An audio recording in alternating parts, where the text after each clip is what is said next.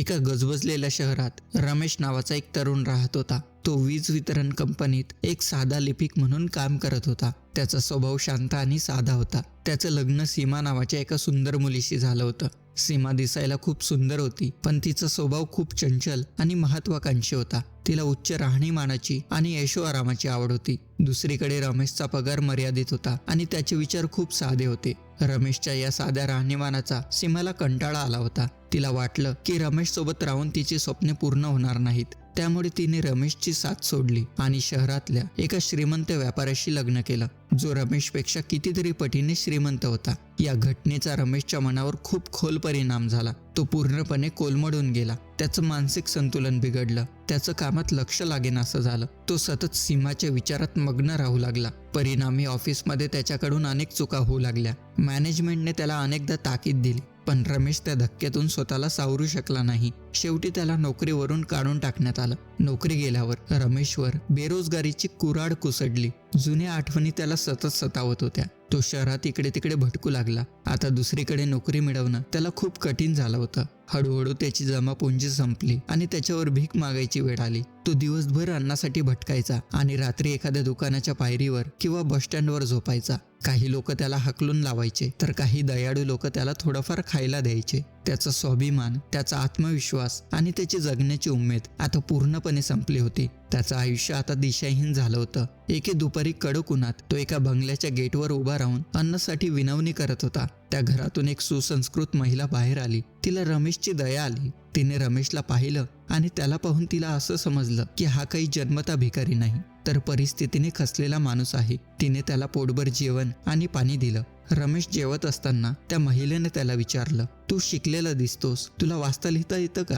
रमेश म्हणाला, हो, मी यापूर्वी वीज कंपनीत लिपिक होतो. हे ऐकून त्या महिलेने घरातून एक जुनं थोडं फाटलेलं पुस्तक आणलं आणि रमेशला दिलं. ती म्हणाली, जेव्हा कधी तुझ्याकडे रिकामा वेळ असेल तेव्हा हे पुस्तक नक्की वाच. रमेशने ते पुस्तक घेतलं आणि तो तिथून निघून गेला. सुरुवातीला त्याच्या मनात आलं की हे रद्दीत विकावं आणि काही पैसे मिळवावे, पण न जाणे कसं काय त्याचं मन बदललं. तो एका पब्लिक गार्डनमध्ये जाऊन एका बाकावर बसला आणि पुस्तकाची पाने उलटू लागला. वाचता वाचता तो त्यात असा काही रमला की त्याला वेळेचं भानच राहिलं नाही. त्या पुस्तकात काहीतरी जादू होती. ते वाचताना त्याच्या चेहऱ्यावरचे हावभाव बदलू लागले. त्याची मरगड झटकली होती. भूक तहान विसरून त्याने ते अख्खं पुस्तक वाचून काढलं. जेव्हा तो बागेतून बाहेर पडला तेव्हा तो जुना हताश रमेश नव्हता. त्याच्या डोळ्यात आता एक वेगळीच चमक होती. त्याची मान ताठ झाली होती आणि त्याच्या हाताच्या मुठी वळल्या होत्या. संध्याकाळ झाली होती. त्याने ठरवलं असतं तर तो पुन्हा भीक मागू शकला असता, पण त्याने तसं केलं नाही. तो तडक मार्केटमध्ये एका होलसेल व्यापाऱ्याकडे गेला, जो माचीस आणि किरकोळ वस्तू विकत असायचा. रमेश व्यापाऱ्याला न घाबरता म्हणाला, सेठजी, माझ्याकडे एकही पैसा नाही, पण मला कष्ट करायचे आहेत. मला स्वतःच्या पायावर उभं राहायचं आहे. तुम्ही मला मदत करा. मला उधारीवर काही माल द्या. मी तुम्हाला नक्की पैसे परत करेन. तुम्हाला माझ्या प्रामाणिकपणाचा अनुभव लवकरच येईल. व्यापाऱ्याने रमेशकडे पाहिलं. त्याच्या डोळ्यातली जिद्द आणि सत्यता पाहून व्यापाराचा विश्वास बसला. त्याने रमेशला माचीसचे काही बॉक्स विकायला दिले आणि त्याला सांगितलं की तुला रोज संध्याकाळी हिशोब चुकता करावा लागेल. रमेशने होकार दिला. त्या दिवशी रमेशने रस्त्यावर फिरून सर्व माचीस विकल्या. दुसऱ्या दिवशी तो एका वर्तमानपत्राच्या एजंटकडे गेला आणि म्हणाला, मला वर्तमानपत्र विकायचे आहेत, मला मदत करा. तिथून त्याने पेपर टाकण्याचं काम सुरू केलं. आता त्याने भीक मागणं पूर्णपणे बंद केलं होतं.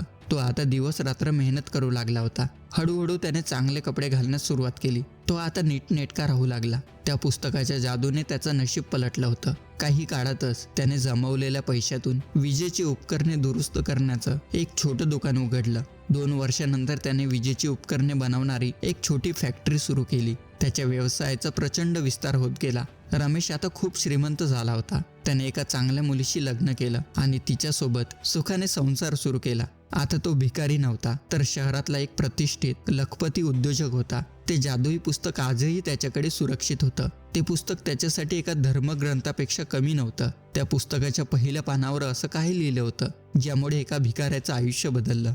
त्यावर असं लिहिलेलं होतं की काय वेळ तुझ्यावर रुसलेली आहे? तू आज बेरोजगार आहेस का? पैशांसाठी तू लाचार झाला आहेस का? गरिबीमुळे तुझे नातेवाईक आणि प्रियजन तुला सोडून गेले आहेत का? तू हताश झाला आहेस का? लोक तुझा अपमान करत आहेत का? घाबरू नकोस. मी तुला एक जादुई कांडी देत आहे. तिचा वापर कर. तुला वेळेचं मूल्य समजेल.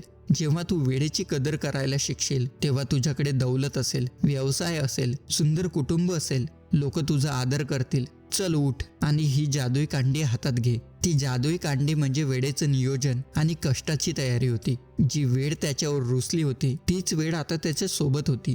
जो माणूस परिस्थिती समोर हार मानत नाही आणि वेळेचा सदुपयोग करतो, यश सुद्धा अशाच माणसाच्या पायासमोर लोटांगण घालत असतं. मित्रांनो, ह्या कथेतून आपल्याला 5 महत्त्वाच्या गोष्टी शिकायला मिळतात. शिकवण नंबर 1, वेळेचं महत्त्व. जगात सर्वात मौल्यवान गोष्ट म्हणजे वेळ आहे. जो माणूस वेळेचा सदुपयोग करतो आणि वेळेची कदर करतो, यश नक्कीच त्याच्या पायासमोर लोटांगण घालतं. गमावलेली वेळ पुन्हा कधीच येत नाही, त्यामुळे आहे त्या वेळेचं सोनं करा. शिकवण नंबर 2, कष्टाला पर्याय नाही. नशिबाने हरवलेली गोष्ट फक्त कष्टानेच पुन्हा मिळवता येते. रमेशने नशिबाला दोष देण्यापेक्षा कष्टाची तयारी दाखवली, म्हणून तो आपल्या आयुष्यात पुन्हा उठून उभा राहू शकला. शिकवण नंबर 3, परिस्थितीवर मात करण्याची जिद्द. परिस्थिती माणसाला लाचार बनवू शकते, पण जर मनात जिद्द असेल तर माणूस शून्यातून विश्व निर्माण करू शकतो. रमेश भिकारी झाला होता, पण त्याने स्वतःला त्या परिस्थितीतून बाहेर काढलं. शिकवण नंबर 4, आत्मसन्मान आणि आत्मविश्वास. भीक मागून जगण्यापेक्षा स्वतःच्या घामाने कमवलेल्या भाकरीची चव ही जणू काही वेगळीच असते. जेव्हा रमेशने स्वाभिमानाने जगायचं ठरवलं तेव्हा समाजानेही त्याला मदत केली. शिकवण नंबर 5, वाचनाचे महत्त्व. एक पुस्तक माणसाचं आयुष्य आणि विचार दोन्ही गोष्टी बदलू शकते. चांगल्या विचारांची संगत आणि वाचन यामुळे हताश मनाला नवी उभारी मिळते. तर मित्रांनो, ही होती रमेशची शून्यातून यशाकडे झेप घेण्याची प्रेरणादायी गोष्ट. रमेशला मिळालेलं ते जादुई पुस्तक दुसरं तिसरं काही नसून ती आपल्या सर्वांच्या हातात असलेली एक अदृश्य शक्ती आहे, आणि ती म्हणजे वेळ आणि प्रयत्न. तुमच्या आयुष्यातही कधी कठीण प्रसंग आला असेल किंवा तुम्हाला असं वाटलं असेल की आता सर्व संपलंय, तर रमेशची ही कहाणी नक्की आठवा. लक्षात ठेवा, जोवर तुम्ही स्वतः हार मानत नाही तोवर जगातली कोणतीही ताकद तुम्हाला हरवू शकत नाही. तुमच्यातली जिद्द आणि कष्टाची तयारीच तुमची खरी जादूची कांडी आहे. तुम्हाला ही कथा कशी वाटली आणि यातून तुम्हाला काय नवीन शिकायला मिळालं हे आम्हाला खाली कमेंट करून नक्की सांगा. जर या व्हिडिओने तुमच्यात थोडासाही उत्साह भरला असेल तर या व्हिडिओला लाईक करा आणि आपल्या जवळच्या मित्रांसोबत शेअर करा. कदाचित कोणाचं आयुष्य यामुळे बदलू शकेल.